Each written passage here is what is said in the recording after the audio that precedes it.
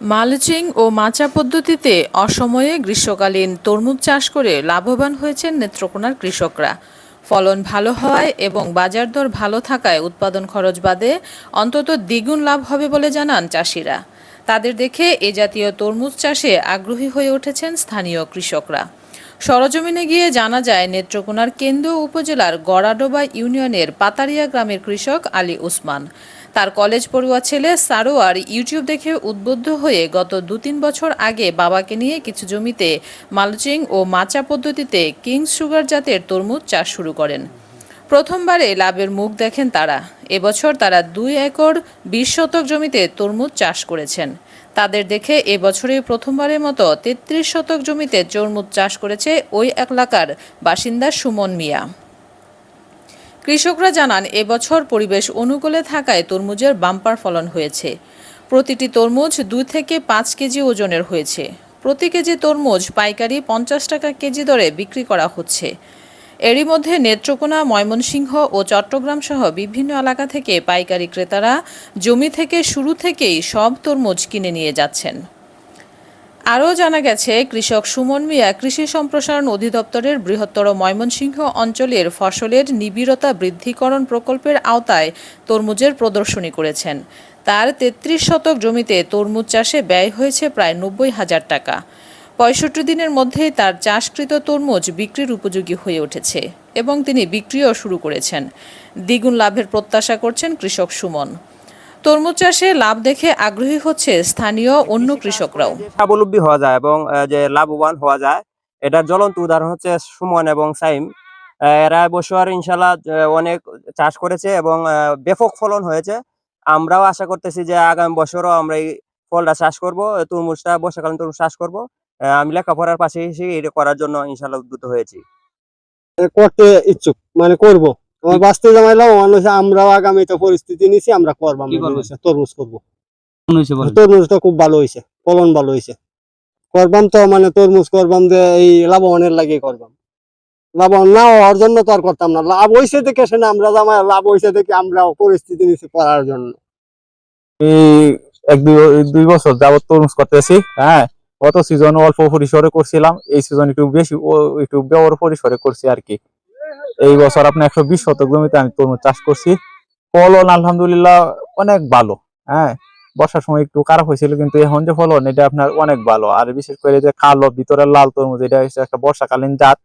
হ্যাঁ, এটা আপনার চাষ করছি আর কি, ফলন অনেক ভালো। আবার আমার দেখা পাশাপাশি আরেকজন উদ্বুদ্ধ হয়ে আরেক কৃষক ভাই সুমন মিয়া, কেউ এটা চাষ করছে ৪০ শতক জমি, তারও ফলন আলহামদুলিল্লাহ অনেক ভালো। আমি প্রথম শুরু করছি ইউটিউব দেখে আর কি। মূলত এটা বিষয়টা ইউটিউব দেখছি, বিভিন্ন কোম্পানির বিজ্ঞাপন বা ইউটিউবে যে কৃষি ভাইয়ের বিজ্ঞাপন আছে, অনেকে লাভবান হইতেছে। পরে চিন্তা করলাম যে অনেকে লাভবান হইতেছে, তাইলে আমিও করি, চেষ্টা করি। পরে যে আমাদের যে কৃষি নির্বাহী কৃষি অফিসার আছে, ওনার পরামর্শ নিলাম। যা আছে এই যে মাঠে যা আছে, বিএস আছে আমাদের হাসান ইকবাল রনি স্যার, ওনার পরামর্শ নিলাম। ওনার পরামর্শে আর কি এটা শুরু করা আমার মূলত। ৪০ শতাংশ জায়গার মধ্যে তরমুজ করছি। ৪০ শতাংশ জায়গার মধ্যে আল্লাহমত আমার তরমুজ মাশাআল্লাহ ভালোই তরমুজ হয়েছে। তারপর মনে যে ১০০ থেকে ১৫০ মন তরমুজ হবে, আমি আমাকে আশা করতেছি। বিক্রি মনে হয় যে ৩ লক্ষ টাকার মতো বিক্রি করা হইতে পারে। কষ্ট হার মনে হয় যে ১ লাখ টাকার মতো কষ্ট হয়েছে আমার ৪০ শতাংশ জায়গার মধ্যে। আমাদের পাশের যে ক্রেতা আছে সাইম, হে গেছে বার করছিল, আল্লাহমত হে ভালো ফসল মারাইছে। হে দেখা দেখি আমি বছর নতুন করে করছি। আমার দেহা দি এবছর আমার ভালো ফলন হওয়ার পথে আর অনেকেই আগামীতে করবো এমন সবাই বলতেছে। আমি প্রায় ৩ বছর আগে থেকে তরমুজ করি। এই তরমুজের জাত কিন্তু আর যদি আমরা অন্যান্য তরকারি করতাম তেমন একটা লাভবান হইতাম না। আমার ছেলে ইউটিউবে দেখিয়া তরমুজের বীজ আনছে, বীজ আনিয়া করছে, এখন বিরাট তরমুজ হয়, বুঝছো। এখন ভালো ভালো তরমুজের জাত আমার ছেলে আনিয়া দিতেছে, করতেছে। এবং মালচিং বিষয়ে যে করি, এতে আমাদের সাশ্রয় হয় অনেক, গাছও কম হয়, বর্ষাকালে মাটির মধ্যে পানি পর্যটাও কমে জায়গা, এই কারণে এখন ফলনটা বেশি হয়। আমি যে তরমুজের বছর করছি, অনেক লাভবান। আর অন্যান্য চাষি ভাইয়েরাও আমার দেখতে খুব খুশি। তারা বলতেছে যে আগামীতে আমরাও করবাম, কোন জাতের বীজ আনছো। আমি কইছি বীজ পাতা থেকে বীজ আনছি, বীজ পাতের বীজ খুবই ভালো। খরচ ধরেন কালাতে ২০,০০০ ২৫,০০০ করে খরচ হয়। আর লাভ ধরনের দ্বিগুণ হয়। এদিকে কেন্দ্রীয় উপজেলাবাসীর অনেকে জানান এই পদ্ধতিতে তরমুজ চাষ করে লাভবান হওয়ার খবর শুনে তাদের মধ্যেও আগ্রহ সৃষ্টি হয়েছে। তারা ভবিষ্যতে এভাবে তরমুজ চাষ করতে চান, যেন তারাও আর্থিকভাবে লাভবান হতে পারেন। এ বিষয়ে কেন্দুয়া উপজেলার কৃষি কর্মকর্তা হুমায়ুন দিলদার বলেন, গ্রীষ্মকালীন তরমুজ গরম ও শীত সহনশীল একটি জাত। এ জাতীয় তরমুজ চাষে এখানকার কৃষকরা বেশ লাভবান। আমরা তাদের সার্বিক সহযোগিতা সহ প্রয়োজনীয় পরামর্শ দিয়ে যাচ্ছি। কৃষকরাও তরমুজ চাষে আগ্রহী হয়ে উঠেছেন। এই সময়ে সাধারণত তরমুজের বাজার মূল্য ভালো থাকে।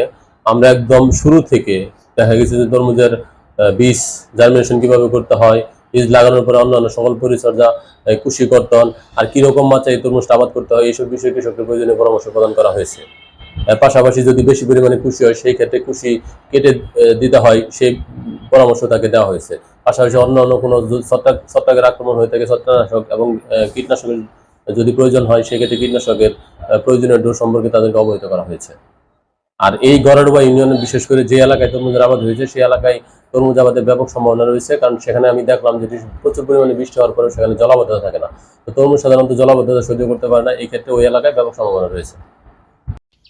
এদিকে কৃষি সম্প্রসারণ অধিদপ্তর নেত্রকোনা জেলা কার্যালয় সূত্র জানিয়েছে, জেলার 10টি উপজেলায় এবছর মোট 21 হেক্টর জমিতে তরমুজের চাষ হয়েছে, যা থেকে অন্যান্য ফসলের তুলনায় বেশি লাভবান হচ্ছেন কৃষকরা।